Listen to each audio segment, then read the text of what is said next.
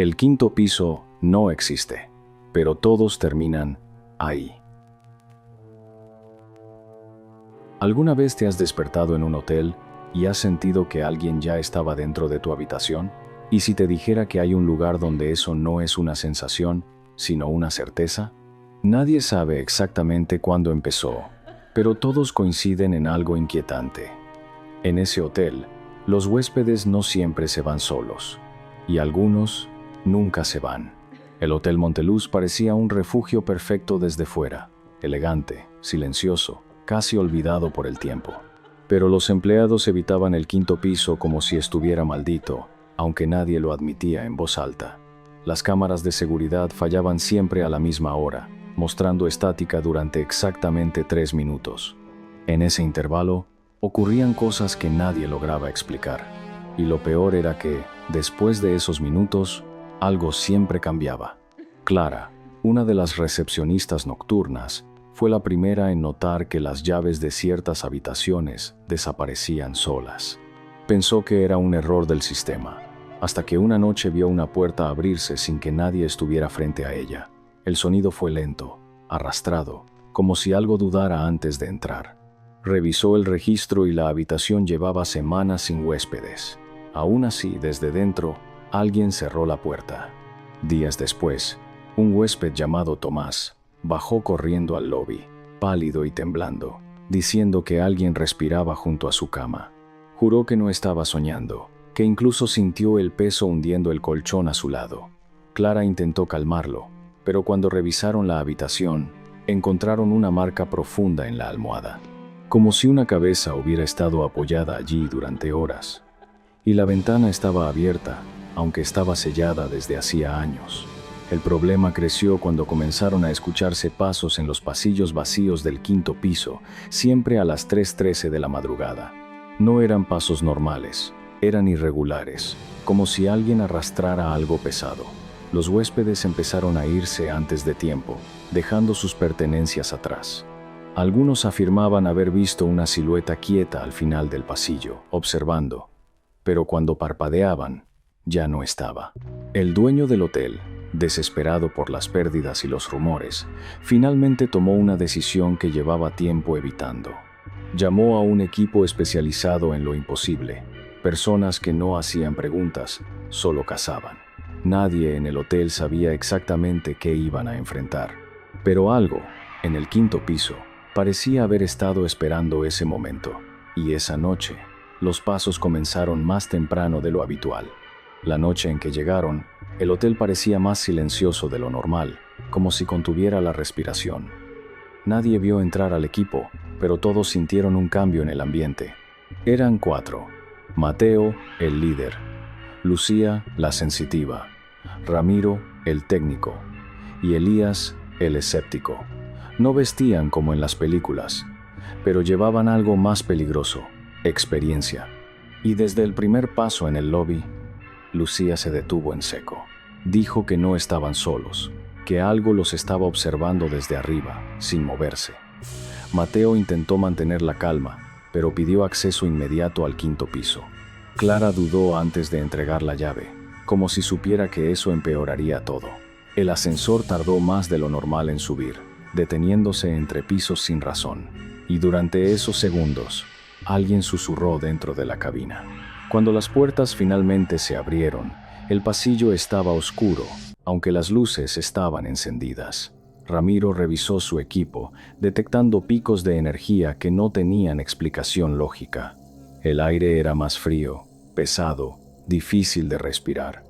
A lo lejos, una puerta se cerró con un golpe seco, aunque nadie la tocó. Y entonces, escucharon los pasos. No eran como antes. Ya no eran lentos ni arrastrados, ahora eran rápidos, desordenados, acercándose desde ambos extremos del pasillo. Elías intentó bromear para aliviar la tensión, pero su voz tembló sin poder evitarlo. Lucía comenzó a llorar sin saber por qué, diciendo que el espíritu estaba enfadado. Y justo cuando Mateo ordenó avanzar, todas las luces se apagaron al mismo tiempo. En la oscuridad, algo pasó entre ellos, rozando sus cuerpos con una velocidad imposible. Ramiro dejó caer uno de sus dispositivos, que comenzó a emitir una señal distorsionada. Mateo encendió su linterna, apuntando hacia el fondo del pasillo, y allí, por un segundo, vieron una figura de pie, completamente inmóvil. Pero lo más perturbador fue que tenía el rostro de alguien que no debería estar allí.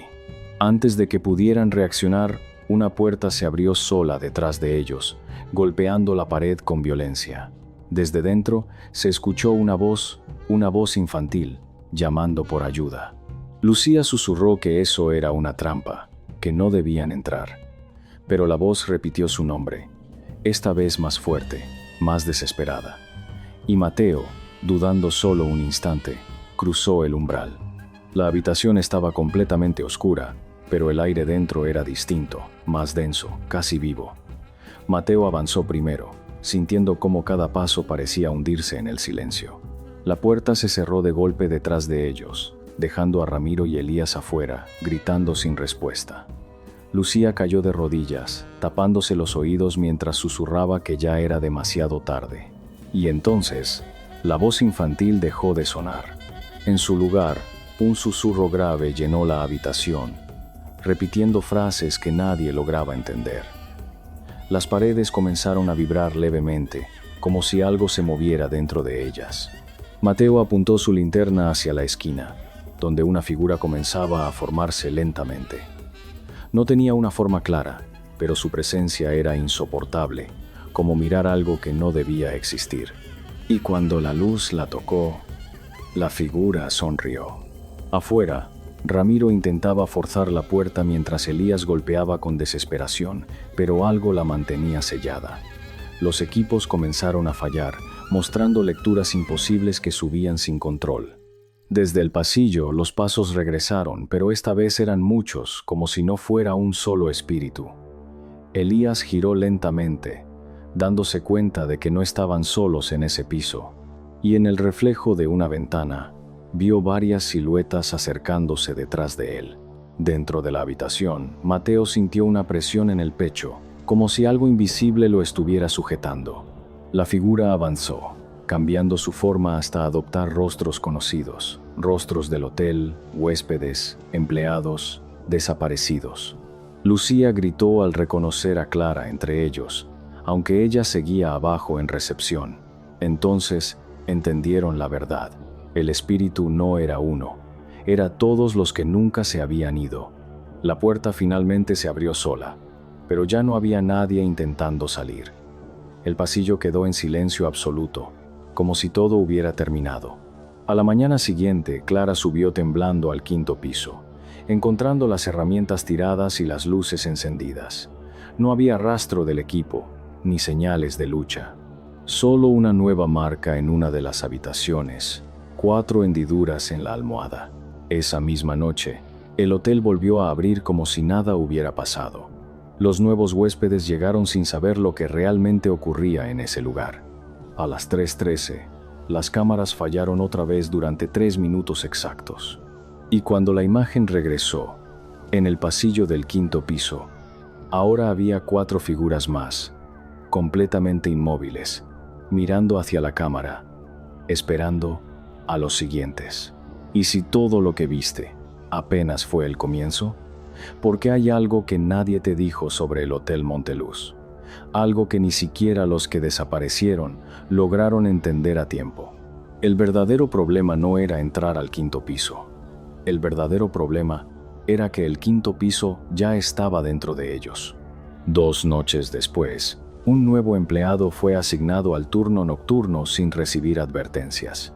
Se llamaba Daniel, joven, curioso y completamente ajeno a lo ocurrido. Clara intentó decirle algo, pero cada vez que abría la boca, olvidaba lo que iba a decir, como si el propio hotel no quisiera que hablara. Daniel sonrió, tomó las llaves y aceptó su primer turno. A las 3:13, las luces parpadearon, pero esta vez no se apagaron por completo. Daniel miró las cámaras, esperando ver la típica interferencia, pero la imagen era clara. El pasillo del 5º piso estaba perfectamente visible. Y allí estaban ellos, las figuras, pero ahora más cerca de la cámara. como si cada noche avanzaran un poco más. Confundido, Daniel decidió subir para comprobar si alguien estaba jugando una broma. El ascensor subió sin detenerse, pero los números comenzaron a cambiar de forma errática. 5, 6, 5, 7, 5, como si el edificio tuviera más pisos de los que mostraba. Cuando las puertas se abrieron, el pasillo no era exactamente igual. Era más largo y demasiado silencioso. Caminó lentamente, sintiendo que algo no encajaba, que el aire tenía un olor extraño, húmedo, antiguo. Las puertas estaban entreabiertas y desde dentro se escuchaban respiraciones. No una, ni dos, muchas. Daniel retrocedió un paso, pero el ascensor ya no estaba detrás de él, y cuando giró de nuevo, las figuras ya no estaban al fondo. Estaban justo frente a él, y entre todos esos rostros, uno sonrió. Era Mateo. ¿Crees que todavía hay salida cuando el lugar ya sabe quién eres? Daniel no gritó, no pudo, porque su voz simplemente dejó de existir en ese instante. Frente a él, Mateo inclinó la cabeza con una sonrisa antinatural, como si algo más lo estuviera usando. Las demás figuras comenzaron a rodearlo lentamente, cerrando cualquier posible escape.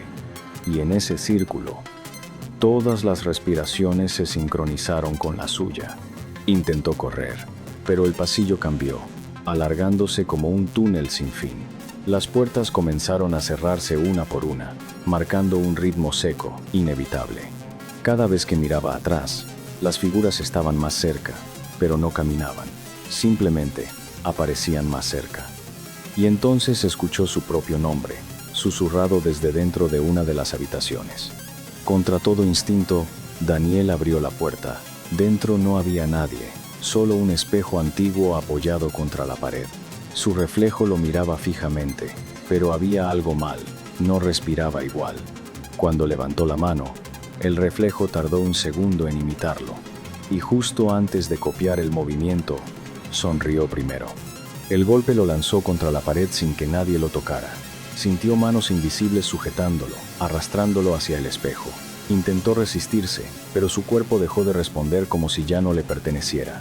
Las figuras entraron en la habitación sin abrir la puerta, observando en silencio. Y Mateo, desde el fondo, susurró algo que heló todo. Ahora tú nos abres. A la mañana siguiente, Clara encontró el hotel en completo silencio, más de lo normal. Daniel no estaba en recepción, pero las cámaras sí mostraban algo. A las 3:13, durante esos 3 minutos, él apareció en el 5º piso, caminando solo. Se detuvo frente a la cámara y sonrió. Esa noche, un nuevo huésped llegó tarde, cansado, sin notar nada extraño. Subió al ascensor, presionó el botón del 5º piso, aunque juraría que no lo había hecho. Cuando las puertas se abrieron, vio a alguien esperándolo en el pasillo. Era Daniel, inmóvil, sonriendo, con los ojos completamente negros, y detrás de él, todos los demás también sonrieron. Y si te dijera que el Hotel Monteluz no está en ningún mapa, pero aún así puedes llegar, porque lo que nadie entendió es que ese lugar no necesita ser encontrado, solo necesita ser recordado. Cada historia contada, cada video visto, cada susurro compartido, abre una puerta. Y tú ya cruzaste algo sin darte cuenta. Los nuevos huéspedes dejaron de ser personas al azar. Ahora todos tenían algo en común. Habían escuchado la historia antes de llegar, como si eso fuera una invitación. Algunos soñaban con el hotel días antes, viendo ese pasillo interminable. Otros reconocían la recepción como si ya hubieran estado allí. Y cuando finalmente llegaban, no sentían miedo, sentían familiaridad. Clara ya no intentaba escapar, porque entendió algo demasiado tarde. El hotel no atrapa cuerpos, atrapa conciencia, recuerdos, identidad. Cada persona que entra deja una versión de sí misma en ese 5º piso. Y esas versiones aprenden, esperan, llaman. Por eso ahora podían imitar voces, rostros, incluso pensamientos. Una noche, Clara miró la cámara a las 3:13, como siempre hacía. Pero esta vez no vio solo figuras en el pasillo. Vio habitaciones que no existían antes, puertas nuevas, luces encendidas donde antes no había nada. El hotel estaba creciendo, expandiéndose con cada nueva presencia. Y en una de esas puertas, vio algo imposible. Se vio a sí misma, parada dentro del 5.º piso, mirándola desde la pantalla. Su reflejo levantó la mano lentamente, pero Clara no se movió. Entonces la otra Clara sonrió y apagó la cámara desde dentro. En ese instante, todas las luces del hotel se apagaron al mismo tiempo. Desde entonces, nadie ha logrado volver a encontrar el Hotel Monteluz, pero algunas personas aseguran haber visto un edificio idéntico, solo por un segundo, al pasar de noche. Y en una ventana del 5.º piso, siempre hay alguien observando. Dicen que si sostienes la mirada demasiado tiempo, reconocerás ese rostro, porque será el tuyo. Y si todo esto no era una trampa, sino una despedida que nadie quiso escuchar, porque al final, el Hotel Monteluz no retenía a las personas por maldad. Las retenía porque nadie había podido dejarlas ir. Cada susurro, cada presencia, era alguien intentando no desaparecer del todo. Clara lo entendió en el momento en que vio su propio reflejo dentro del 5.º piso. No era una amenaza, era una versión de ella pidiendo ser recordada. Recordó a cada huésped, cada historia interrumpida, cada miedo que quedó atrapado en esas paredes. Y por primera vez, en lugar de huir, decidió escuchar. Porque el verdadero horror no era el espíritu, era el olvido. Esa noche, a las 3:13, Clara subió sola al 5.º piso. El pasillo ya no parecía infinito, ni oscuro, ni hostil. Las figuras estaban allí, inmóviles, observándola en silencio. Pero ya no daban miedo, parecían cansadas. Como si hubieran esperado ese momento durante años. Clara caminó entre ellos, sin que nadie la detuviera. Al pasar junto a cada figura, sus rostros cambiaban, mostrando quiénes fueron alguna vez. Algunos sonrieron con tristeza, otros simplemente cerraron los ojos. Y cuando llegó al final del pasillo, Mateo dio un paso al frente. Sin palabras, Clara lo miró y asintió lentamente. En ese instante, las luces dejaron de parpadear y el aire se volvió ligero. Las figuras comenzaron a desvanecerse una por una, como polvo llevado por el viento. No hubo gritos ni violencia, solo silencio. A la mañana siguiente, el hotel estaba completamente vacío. No había rastros del 5.º piso, ni registros, ni cámaras dañadas. Solo un edificio tranquilo, como cualquier otro. Pero en la recepción, sobre el mostrador, había una libreta. Dentro, había nombres. Y alguien finalmente los había recordado a todos.